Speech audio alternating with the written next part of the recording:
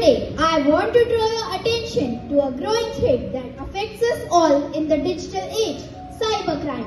In a world where technology is deeply integrated into our daily lives, cybercrime has emerged as a pervasive and increasingly sophisticated menace. Cybercrime encompasses a range of illegal activities committed using computers or the internet, including hacking, identity theft, scams, malware attacks, and many more. As our reliance on digital technology grows, so does the threat posed by cybercriminals who are quick to adapt and innovate in their methods of attack. But amidst these challenges, there is hope. We have the knowledge, tools, and expertise to combat cybercrime effectively. First and foremost, we must prioritize cybersecurity as a national and global priority. This means investing in robust cyber defense capabilities, enhancing collaboration, information sharing between public and private sectors, and educating ourselves and our communities about the latest cybersecurity threats and best practices. Furthermore, we must empower individuals with the knowledge and skills to protect themselves online. This includes practicing good cyber hygiene, such as using strong passwords, keeping software up to date, being cautious of suspicious emails and links, and educating ourselves and our communities about the latest cybersecurity threats and best practices.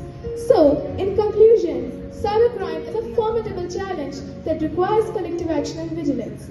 So, by working together, we can create a more safer and secure digital environment for ourselves and our communities. Thank you. Thank you my friends for giving a wonderful speech.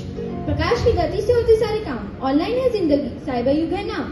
परंतु क्या आप जानते हैं, cyber fraud है, जाल बिछाता है, झूठे सपने दिखाता है, गम और पछतावा दिलाता है। मैं अपने बेटी हर्षिता और दिव्यांशी को साइबर बुलिंग पर अपने विचार व्यक्त करने के लिए आमंत्रित करती हूँ।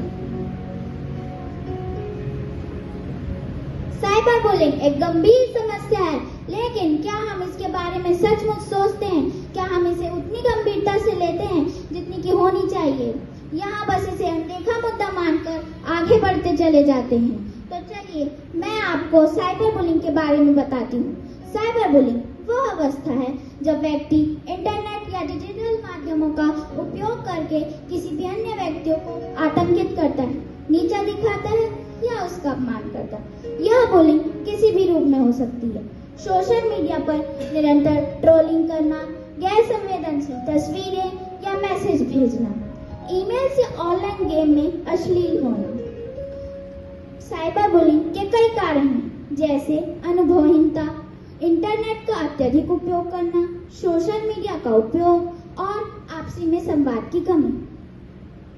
साइबर बुलिंग हमारी डिजिटल जीवन शैली को खतरे में डाल सकती है।